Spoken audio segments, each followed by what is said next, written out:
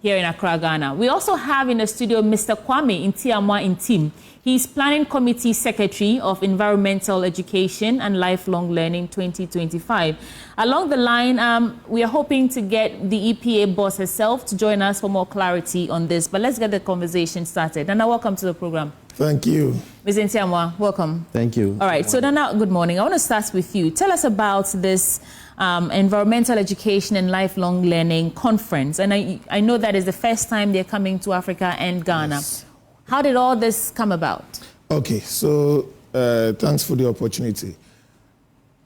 PAC Policy, or Pan-African Center for Climate Policy, is a Canadian organization that is into research, advocacy, and policy advice. And they have these conferences, annual conference in Canada every year, so that they can fulfill that advocacy aspect of their mission. Yes, I was just fortunate last year to be invited as the special guest speaker to speak. And then you know how our environment took a beating from Galamseyers and co last year. I know you were at the forefront with your colleague Erastus Asare Donko. Yes, so I had to take videos, pictures. Coincidentally, most of the information I picked were from multimedia, your group. In fact, they were shocked. And then they realized that even the problems they think they have over there in Canada and North America, and they are trying to solve, they actually vanish when they compare them to what were actually the catastrophe that we're actually going through in Ghana. So they decided for the first time to have their conference outside of Canada. They chose Africa, and we're fortunate to have Ghana to have it. We're able to secure the British Council Auditorium. That's a 250 capacity auditorium where we are going to have the first time this conference over here in Africa. And I'll come back to you after I engage Mr. Kwame Ntiamwa Ntim as well. So this is about climate change. Specifically, what's the intention behind? He's just giving us the background of how we even got here in the first place. But what's the actual intention behind organizing something like this here in Ghana? All right. Focusing on climate change. Once again, good morning to you, Sweetie, and very good morning to your cherished viewers. Thank you for having us. For me personally, I think that we are in a critical moment in Ghana now, where there are environmental pollution, climate issues, and other issues bottled together. And this conference has been organized to bring all stakeholders together. For me, being a youth advocate, I strongly believe that if we don't set a good precedent for ourselves, the question we ask ourselves, will posterity be a good judge of us? Look at what is happening in our environment. Look at how our seas are polluted. Recently, I was on another TV station and I was telling them that a research that has been published says that in 2050, if we do not take care, the amount of plastics in the sea will be more than the living organisms we have in the sea. And so it means that we need to come together, rally together, so that we solve these issues. And these issues can be solved when all stakeholders come together. There are more than 2,000 peer-reviewed articles on how to control the environment, how to protect the environment. Yeah. But when it comes to the implementation side, it's lost. We don't have the policymakers to implement some of these findings that researchers have putting out. This is why this conference. Let me take it up from there. I'll come back to you. So Nana, is this about proffering solutions? Because you're already you're chairman, right, or member of the advisory board on Pan-Africa Center for Climate Policy. Is it about proffering solutions? Is it about policy development? Or is it about enforcement of these policies? What's the core value here? Okay, we do all, except that we do not have the power to do the enforcement. We are into research, we are into advocacy, like the conference we are coming to have, and then we do policy advice. So we are fortunate in Ghana, we have the EPA, Environmental Protection Authority, partnering us. And then we also have the Ministry of Lands and Natural Resources also partnering us. So in this case, these are the main policy makers. Okay. So it gives us the opportunity to, influence their policies, and then also join in the advocacy to ensure that it's not just the government issue to solve, but it's everybody's issue. If you go to the market to shop, there were times when you go with the baskets to go and then do your shopping, and everything will go into the basket. You cover it with some cloth, neat cloth. You come home with absolutely zero waste. We're talking about plastics now. Plastics now. Yeah. But for now, we go empty-handed. Everything is in a different polythene. So you come home with about 30 polythene bags. So yes, the fact is we need the government to set the policy, because yes, we also have realized that bottling companies now are moving away from reusable glass bottles. They are moving to single-use plastic bottles. So they are contributing to it. So in that aspect, we need the policymakers to come in. When it comes to galamsey, we need something like a gold board that is here to control the activities of small scale. So we have to applaud the government for the good things they are doing, but also advise the general public that there are things that the government cannot do everything. So chiefs, the general public, we must all get involved. So this environmental education and lifelong learning conference, it's about advocacy, it's about proffering solutions and influencing policy or policy direction. Advice. Yes. Okay. All right. I see that. As a young person who's on board this wonderful initiative and program, Mr. Ntiamoa. Yes.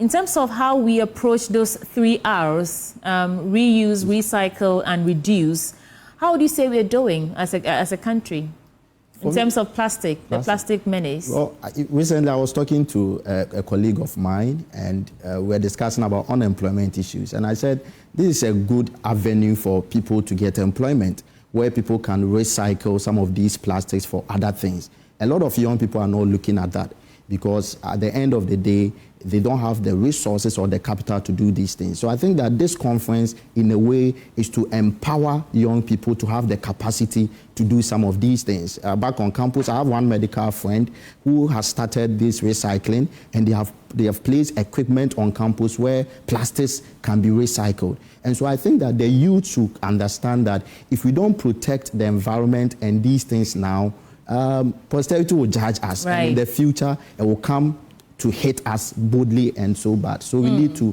rally together. So gentlemen, hold on for me in the studio. Let me jump on Zoom right now, because we have the CEO of the Environmental Protection Authority joining us for more on this.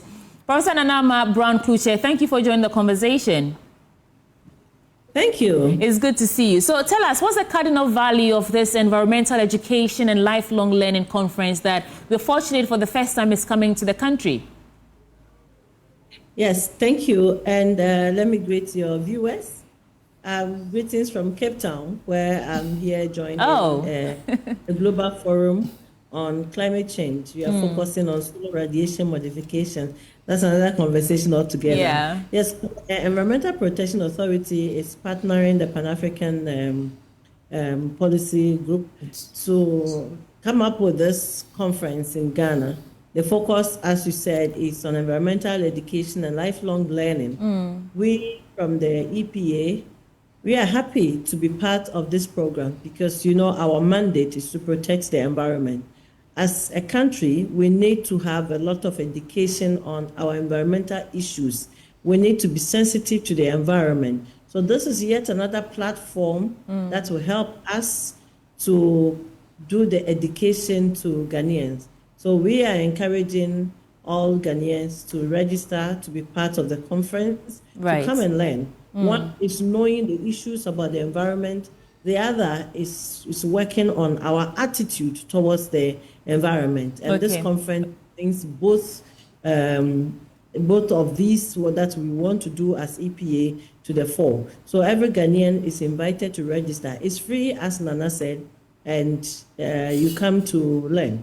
I mean, yes. All right. And right before I let you go, Prof, we had a conversation about a month or two back where you mentioned that Ghana will start phasing out the use of plastics like people are doing in other parts of the world, especially in the airports and the rest. Any timelines? Are we working with some timelines here? Yes, thank you. I'm not able to say or talk about the timelines now, but the earlier, the better. A lot will have to go into it. You know, we made an attempt in the past, but we failed because we didn't provide alternatives to packaging and alternatives to, let's say, water, drinking water. So what EPA is doing now is engaging plastic producers and packaging of plastics. What we want to ban is a single-use plastic. So we are engaging the plastic producers, encouraging them to look for alternative packaging materials. We have met and done programs with small-scale producers of alternatives to plastic materials.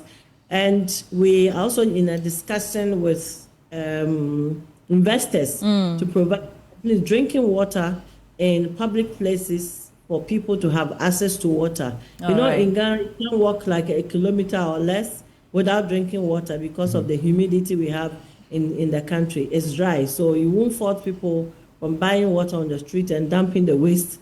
We are also discussing for investors to help with collection of plastics because we have recycling plants in Ghana. They are not able to get the feed in their quantity that they can produce per their capacity.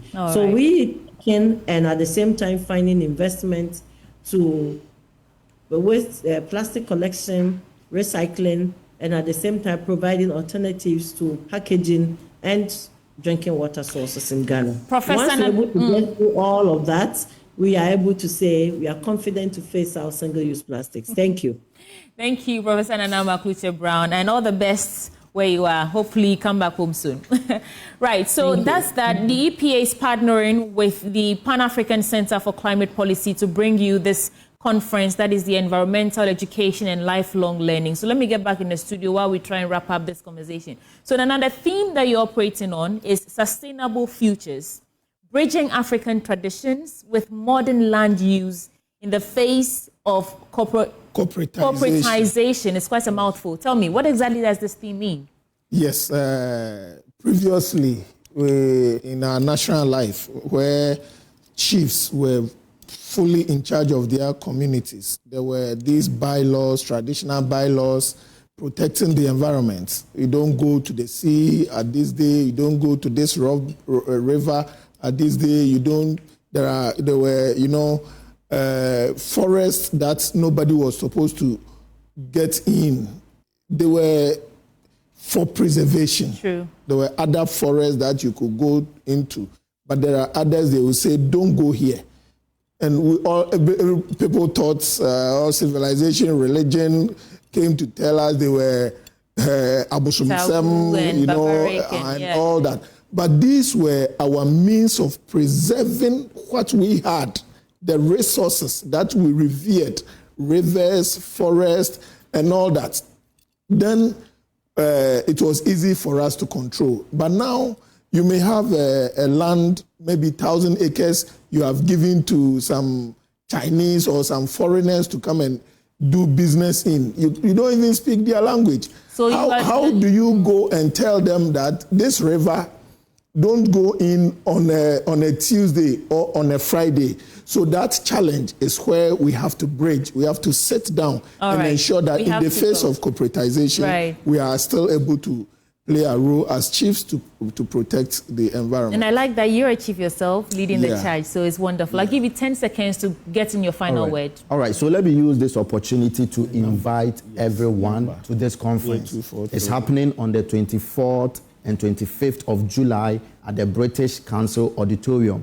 This conference is for all stakeholders, irrespective of your field of expertise or specificity. You need to come to this conference as well.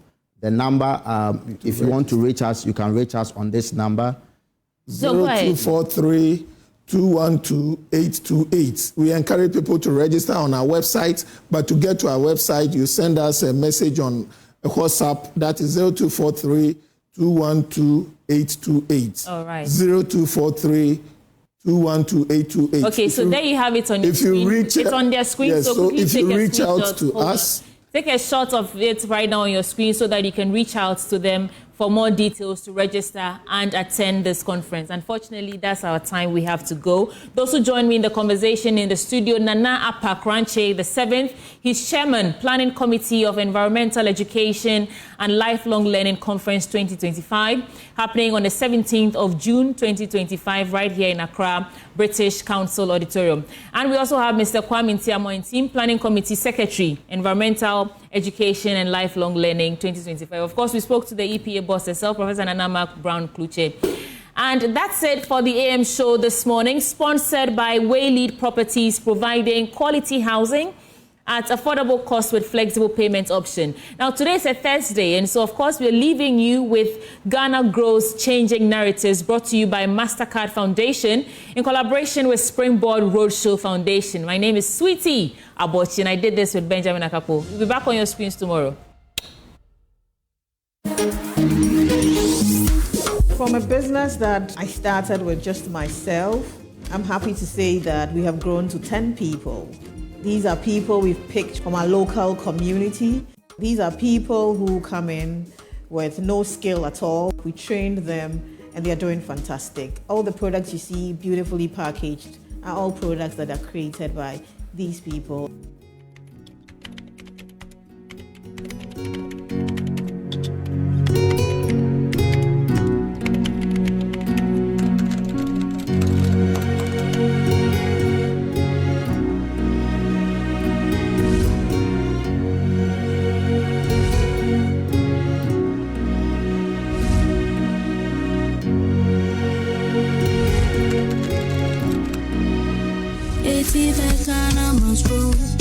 My name is Mildred Akotia. I am the founder and CEO of Akwaba Fine Foods.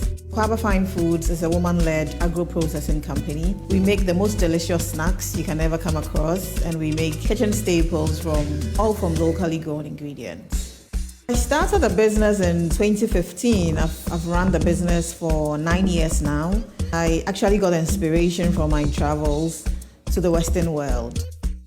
In the UK, I realized that every major supermarket, there was an aisle dedicated to foods from the world. I always ask myself, so where are the Ghanaian foods? There will be bestsellers here as well. And so I told myself that just maybe one day, I will come back home and innovatively package our indigenous local foods and send them back there so they can stand tall with all the other international food products. When I started the business, it's been a roller coaster journey, a learning curve. There's the scarcity of raw materials. Sometimes there's raw materials, but it's not the standard of raw materials that you want.